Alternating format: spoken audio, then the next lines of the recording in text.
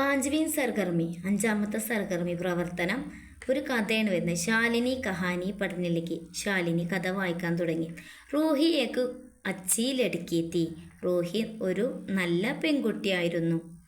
ഏക് ദിൻ ഒരു ദിവസം റൂഹിക്ക് അബ്ബാജാൻ റൂഹിയുടെ ഉപ്പ ബാസാർ സെ അങ്ങാടിയിൽ നിന്ന് ഏക് ഗുഡിയാലായി ഒരു കളിപ്പാവ കൊണ്ടുവന്നു. അപ്പം ഇതിൽ നിന്ന് ശ്രദ്ധിക്കേണ്ട ഏക് ദിൻ നിങ്ങൾക്ക് ഈ ഒരു ചോദ്യം മാത്രമല്ല ഇതിൽ നിന്ന് വരാനുള്ള ചോദ്യങ്ങൾ നോക്കാം.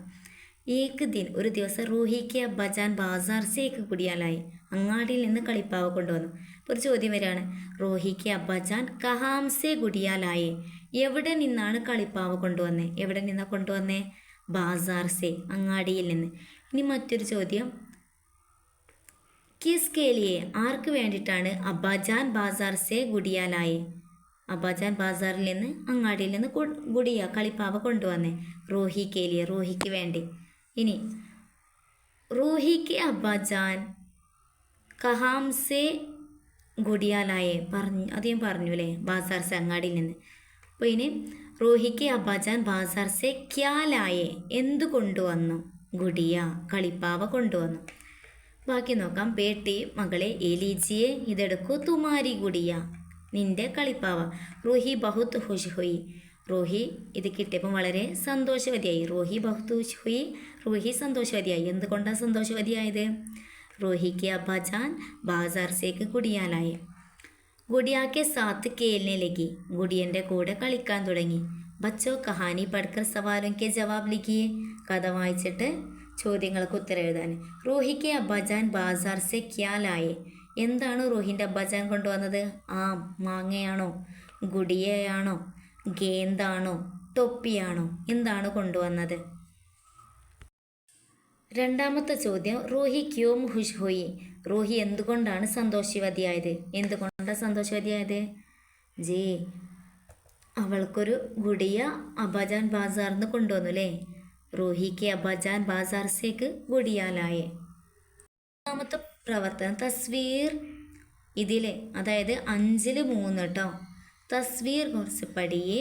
തസ്വീർ ചിത്രം ശ്രദ്ധിച്ച് നോക്കിയിട്ട് കഹാനിക്ക് മുനാസിബ് ജുംല ചുൻകർ അനുയോജ്യമായ ജുംല എടുത്തിട്ട് ചിത്രത്തിന് താഴെ എഴുതാൻ. അതായത് ഇത് ഓരോ വരിയായിട്ട് കൊടുത്തിടണല്ലോ.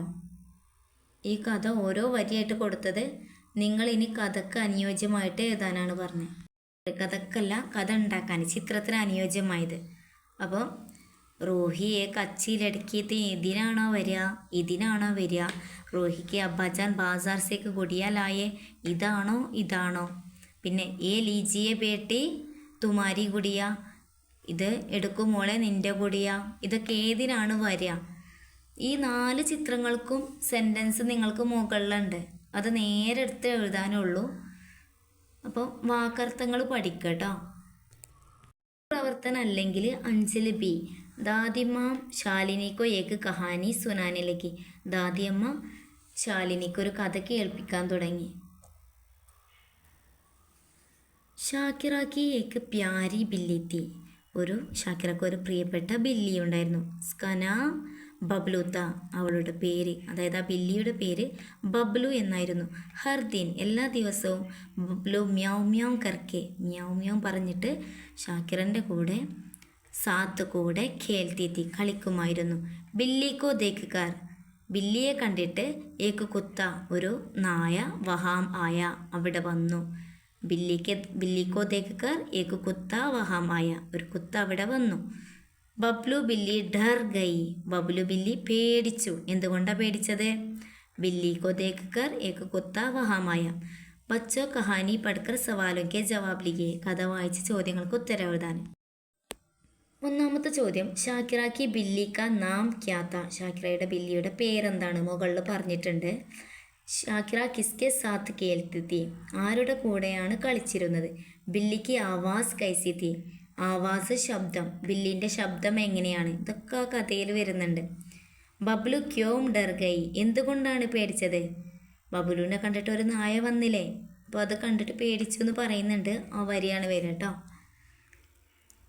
ഇനി 6ാമത്തെ സർഗർമി. 5ാമത്തെ ഇതുപോലെ കഥ തന്നിട്ട് കഥയിൽ നിന്ന് തന്നെ ഒന്നെങ്കിൽ ചോദ്യങ്ങൾക്ക് ഉത്തരം എഴുതാൻ, അതല്ലെങ്കിൽ ചിത്രകഥ തന്നിട്ട് ആ വരികൾ അനുയോജ്യമായ രീതിയിൽ എടുത്തെഴുതാൻ. കഥ ഓർഡറിലായിരിക്കും, ചിത്രം ഓർഡറിലാണ് തരാറ്, ചിലപ്പോൾ ഡിസോർഡർ ആക്കി കൊടുക്കാം.